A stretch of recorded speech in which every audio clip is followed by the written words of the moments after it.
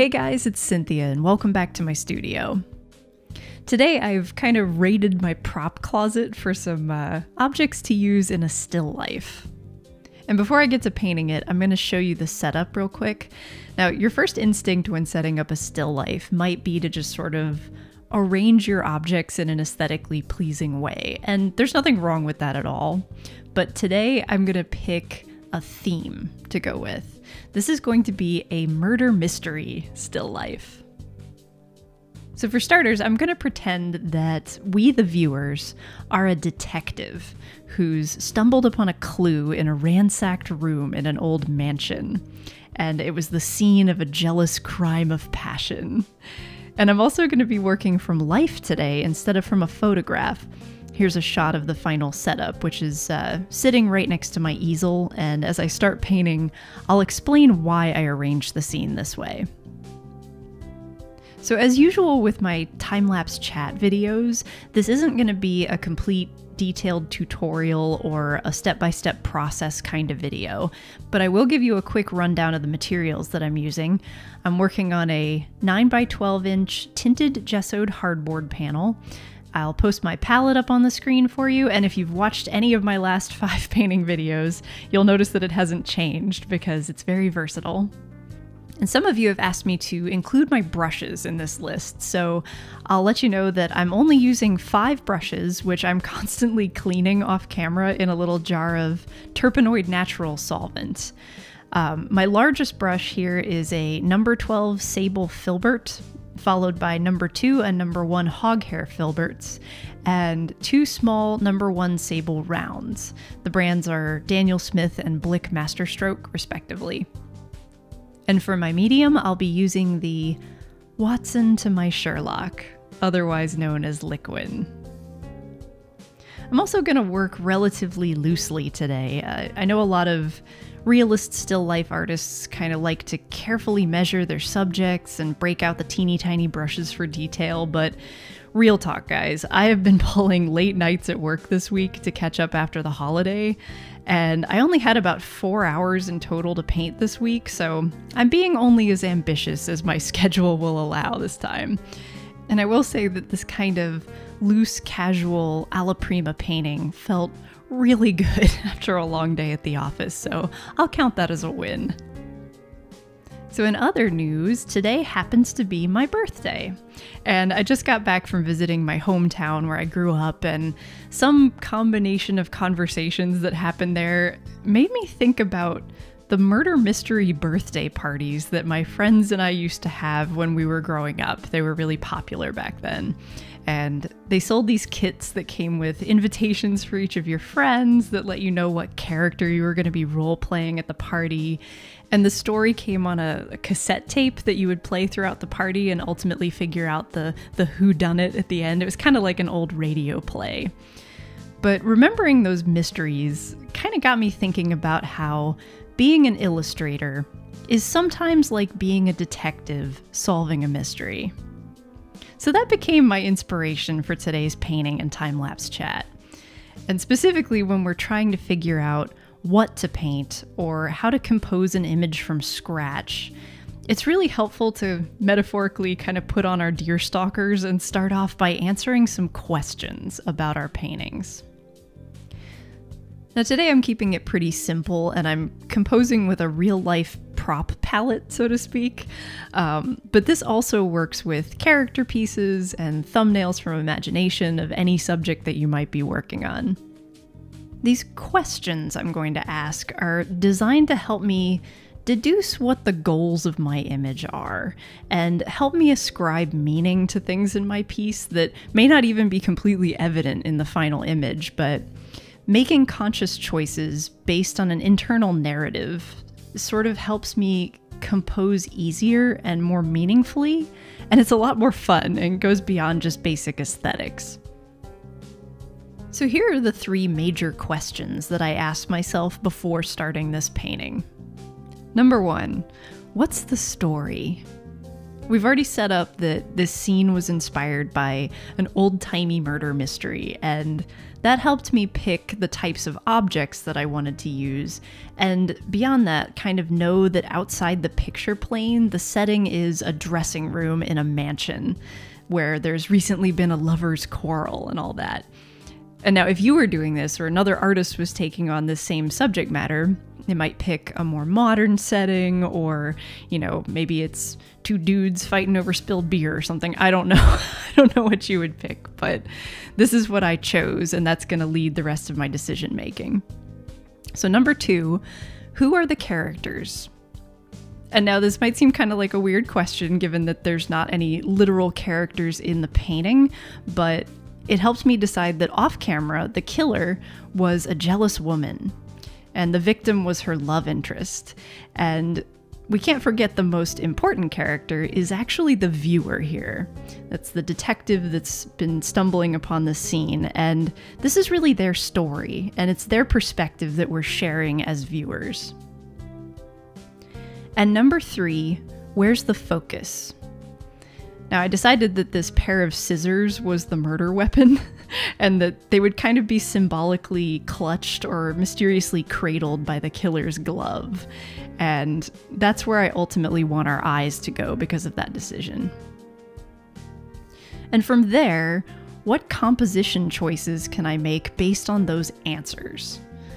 My tools are things like light, point of view, object arrangement, color and shapes, and my goal is to just reinforce what I know about the scene using those tools.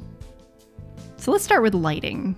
Like, I could have more easily lit this still life from the side.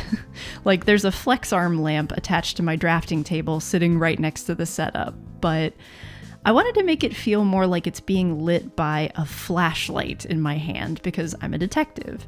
And I guess in this alternate reality, I'm also left-handed.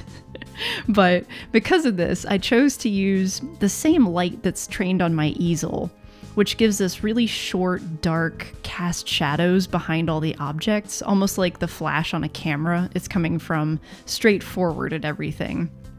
And I can even try to cheat the light a little bit by going darker than reality around the edges of my piece, so it feels more like a narrow spotlight if I want. And because these objects are, in my mind, scattered on a fictional floor, I also decided to look down on the still life instead of keeping the props at my eye level, as though I'm, you know, on foot walking through a room.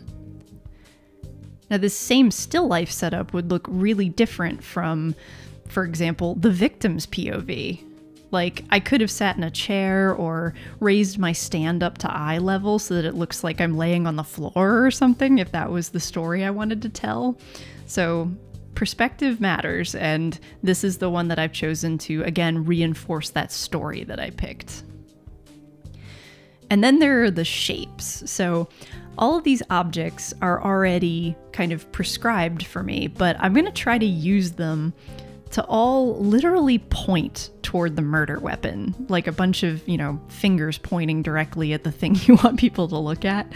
And I'm considering everything from like the candle snuffer to the highlight on the glass jar and where it's pointing.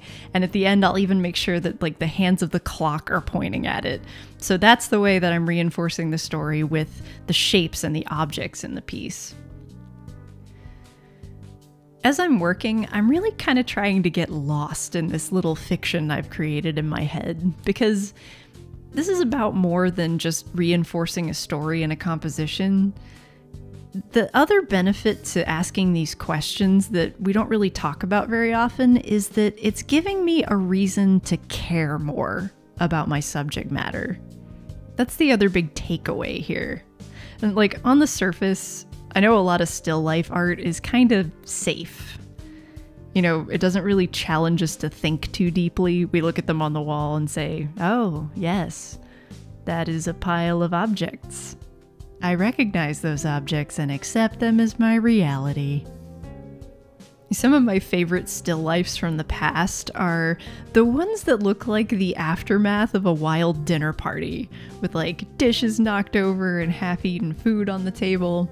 I like to think those artists were doing the same thing I am, creating a little internal narrative as they painted, or maybe they just partied a lot. But either way, it looks like they really cared about everything.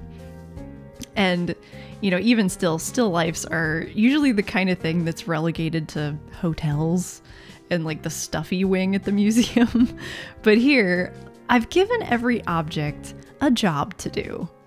Like, that's not a glove, that's a clue. And that's not a hairbrush, it's a leading line pointing you to the murder weapon, and so on.